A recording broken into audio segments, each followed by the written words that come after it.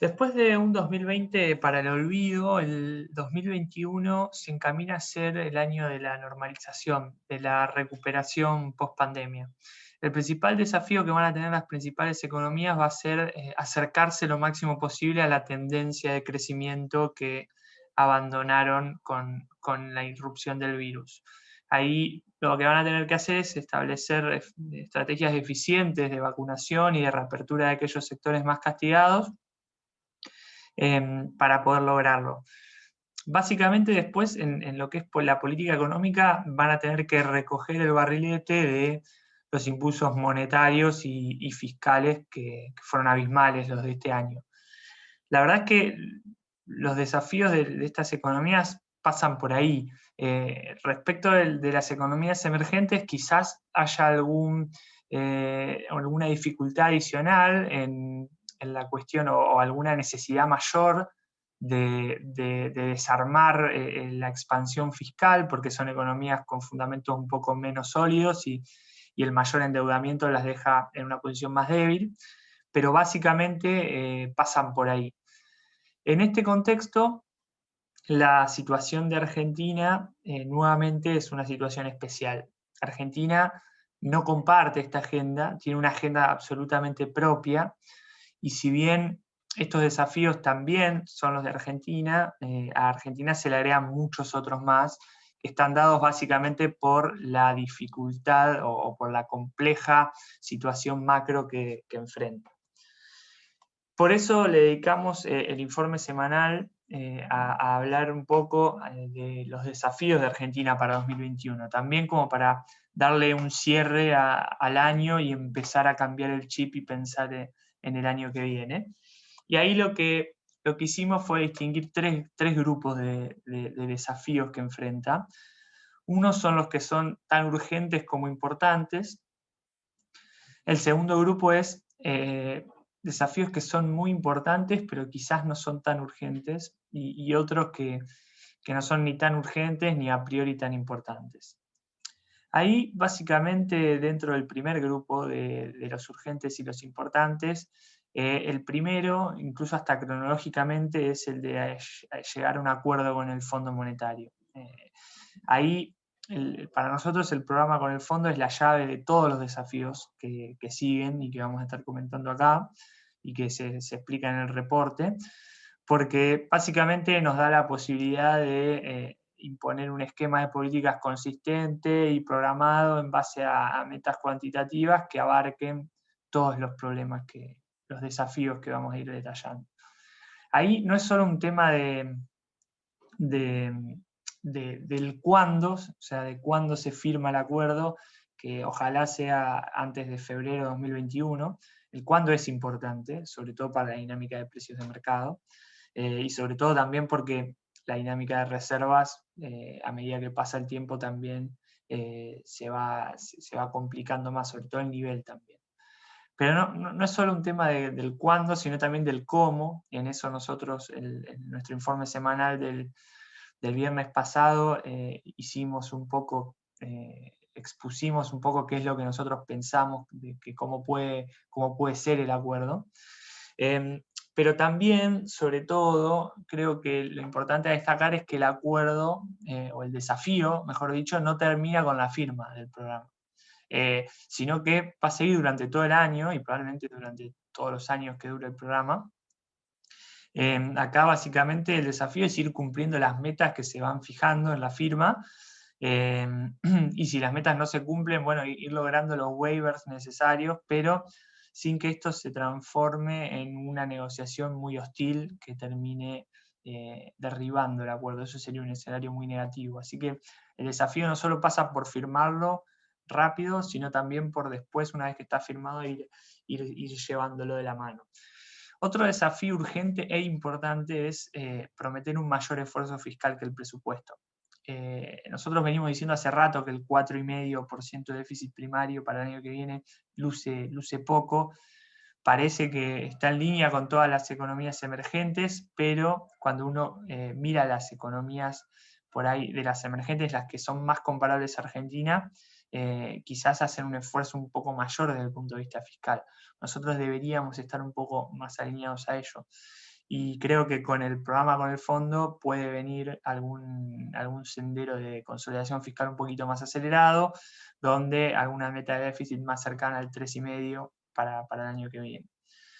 El tercer desafío urgente e importante es bajar la brecha a niveles sostenibles, porque la baja de la brecha de 130 a 80 fue una muy buena noticia, la verdad, pero también hay que decir que está muy lejos de representar un nivel sostenible. Incluso cuando uno ve la dinámica de reservas en noviembre, esto queda claro. Lo interesante es que el gobierno pudo bajar la brecha desde 130 a 80 recurriendo a, sobre todo, una estrategia del Banco Central y el ANSES vendiendo bonos en el mercado secundario. Y para nosotros, a nuestro entender, en nuestra opinión, es muy probable que ese accionar sea vedado en el contexto de un acuerdo con el fondo. Con lo cual va a ser clave ver cómo reacciona la brecha ante ese escenario. Ese es un desafío muy grande. Y sobre todo también, teniendo en cuenta que esa herramienta a nuestro entender no va a estar más disponible, ver también cómo se cierra, si es por abajo o por arriba. La verdad es que cerrarla por arriba requeriría un programa macro muy contundente, con metas fiscales y monetarias muy, muy agresivas, que tendría algunos costos políticos, y por otro lado tampoco estaría muy claro que el contado baje de golpe una gran cantidad de manera tal de que la brecha sea más cercana a 40. Solo por arriba es muy difícil, solo por abajo parecería que también, porque requeriría un salto de tipo de cambio muy alto, mayor al 25 o 30%, y eso generaría un efecto en inflación muy grande. Con lo cual, para nosotros lo más lógico es que este desafío se supere con un poco de las dos. El ejemplo que nosotros ponemos es, desde estos niveles, un salto de 12,5 del tipo de cambio oficial y luego un crawling pega, un ritmo del 3% mensual con el tipo de cambio libre constante en los niveles actuales, haría que la brecha en marzo sea de 40%. Ese es un camino que podría ser bastante viable. El otro desafío, ligado al de la brecha también, es dejar de perder reservas. En noviembre se moderó la caída, la venta de la intervención en el mercado único y libre de cambios. En octubre había vendido 1.000 millones de dólares. En noviembre solo 300 millones, pero igualmente sigue vendiendo, y aparte el nivel sobre el cual vende es cada vez menor, con lo cual eso es algo que preocupa. Además, las reservas netas cayeron 800 millones, o sea, porque no solo se explican por las ventas en el mercado, sino también que hubo pago a organismos internacionales que explican la caída. Desde el punto de vista fiscal, también hay desafíos muy grandes, que son, el principal es gambetear la tentación fiscal de los años impares. Los años electorales siempre muestran una mayor déficit, eso en general se da, y en 2021 el desafío, digamos, va a ser no solo no gastar de más en un año electoral, sino también encontrar maneras de hacer algún esfuerzo adicional respecto a lo que está en presupuesto. Eso va a requerir muñeca política y alguna creatividad para ver de a dónde se puede recortar. En relación a eso también otro desafío son los subsidios, ¿no? Porque el gobierno plantea que los va a mantener constantes en relación al Producto Bruto, pero también es verdad que proyecta una inflación del 29%, que luce baja en relación a lo que está proyectando, por ejemplo, el consenso de mercado, que está en 49%. Si en vez de 29 la inflación se da en línea con el consenso, en línea del 49%, el ajuste que tienen que tener las tarifas en el año que viene para lograr que los subsidios no aumenten en relación al PBI es de 42%. Y ni hablar si queremos que los subsidios representen algún esfuerzo adicional de consolidación fiscal. Supongamos que queremos que se recorten 0,4 puntos porcentuales desde los niveles en los que termina este año. Bueno, las tarifas deberían subir un 60%, si es que la inflación está en línea con el 49%. Con lo cual, todo esto en el contexto de un año electoral parece un desafío muy grande. Después está el tema de renovar los vencimientos en pesos, que ascienden a alrededor de 1.700 mil millones de pesos, es decir, un 70% de la base monetaria o un 4% del PIB proyectado para el año que viene. Un desafío que no tiene nada que envidiarle al desafío que representaba el 2020 a fines del año pasado. Hoy la ventaja es que la verdad es que el mercado de pesos ya se normalizó y hay un mercado mucho más cautivo, pero no deja de ser un desafío que hay que atender. Después está lo que llamamos nosotros la trampa de febrero, que es, el mes de febrero tiene algunas características que lo vuelven bastante desafiante. Básicamente hay una caída en la demanda de dinero, que es lo que explica, digamos, un aumento de las presiones inflacionarias. Y también se da en febrero en general una depreciación del tipo de cambio real. Así que esas dos cuestiones le ponen a febrero un manto de duda, de incertidumbre, que vamos a ver cómo sortea este desafío el gobierno el año que viene, en el primer trimestre. Y después está todo el grupo de desafíos tan urgentes como importantes que son relacionados a la inflación. La realidad es que ahí la inflación para nosotros va a ser el desafío del año que viene. Tenemos el desafío de administrar el desajuste de precios relativos, no solo el tipo de cambio y las tarifas, sino también hay una inflación bajo la alfombra que nosotros le llamamos, que es la inflación mayorista, ha estado corriendo mucho por encima de la inflación minorista, y eso es algo que a medida que la actividad se recupere es esperable que se traduzca en inflación. También el efecto rezagado de la expansión monetaria. Fíjense que en octubre recién se aceleró la inflación a 3,8% mensual, y eso responde, dado que el dólar está siendo un ancla y que no hay ajustes de precios regulados, eso responde básicamente a la expansión monetaria de abril, es decir, hay un rezago de 6 meses aproximadamente, con lo cual, si esperamos que en diciembre el déficit también implique una expansión monetaria, vamos a ver que tenemos presiones inflacionarias como mínimo hasta junio del año que viene.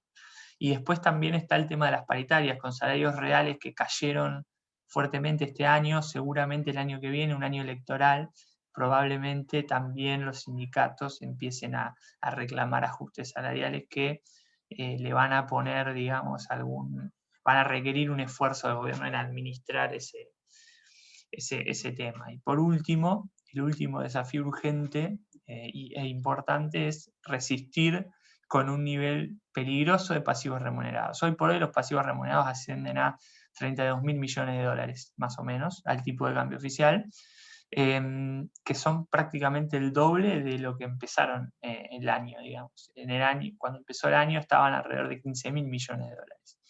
Con lo cual es un aumento muy grande. Y además hay que tener en cuenta que la política monetaria va a empezar a tomar más protagonismo con el programa, con el fondo. Es decir, probablemente la tasa empiece a ser un poco más positiva en términos reales, y eso obviamente genera un crecimiento en el stock de pasivos remunerados. Así que eso es algo que vamos a tener que seguir muy de cerca y va a ser un desafío para el año que viene. Después pasamos al grupo de los desafíos importantes, pero quizás no tan urgentes. Uno es recuperar la confianza, que no es tanto un objetivo en sí mismo, sino sería un resultado de todo lo que pasó, de haber atendido a todos los desafíos anteriores de una manera relativamente exitosa. Durante noviembre el gobierno logró torcer una dinámica muy preocupante en términos de confianza, cuando uno ve la confianza del gobierno que mide Itela, cuando uno ve la caída de depósitos que venía siendo muy fuerte. En general eso se frenó un poco, pero igual todavía estamos en niveles muy preocupantes. La confianza es clave tanto en términos de mercado, para tener acceso a mercado, como para potenciar también la inversión y las exportaciones, que son claves para también compensar un poco el efecto contractivo de la política fiscal y monetaria, que a su vez son inevitables porque hay que estabilizar la macro. Así que la confianza es clave. Y después proponer una estrategia para crecer. Creo que los precios de mercado de los bonos post-reestructuración nos enseñan que el problema no es macro, sino financiero, porque los bonos siguen valiendo incluso menos de lo que valían antes del canje. Y ahí los precios son comparables porque, en definitiva, el canje terminó siendo muy parecido a lo que esperaban los inversores. Con lo cual, lo que nos está diciendo es que acá el problema de fondo es que Argentina no crece. Y de hecho, cuando uno ve los últimos 40 años, Argentina no crece. Así que será importante o será un desafío que Argentina aproveche el programa IFF para hacer reformas y logre crecer. Después hay otros desafíos como mejorar la composición de la deuda, disminuir la indexación de la deuda al SER y al dólar, y también mejorar el balance del Banco Central, pero no son cuestiones urgentes y probablemente si todo sale bien, en el mejor de los casos, tendremos que atenderlo en el segundo semestre. El otro grupo, que era el de los que no son ni urgentes ni a priori tan importantes, tiene que ver con los impactos de mercado que pueden tener las elecciones. Ahí, cuando empiecen a salir las encuestas y demás, es probable que, dependiendo de cómo salgan, hay una probabilidad de que genere un impacto negativo en términos de mercado. O bien puede ser positivo, dependiendo cómo salgan las encuestas, pero en el caso de que salga negativo va a ser un desafío. Pero igualmente hay algunos efectos que los atenúan. Que sean elecciones de medio término claramente no implican lo mismo de que sean elecciones presidenciales, el efecto se atenúa un poco más.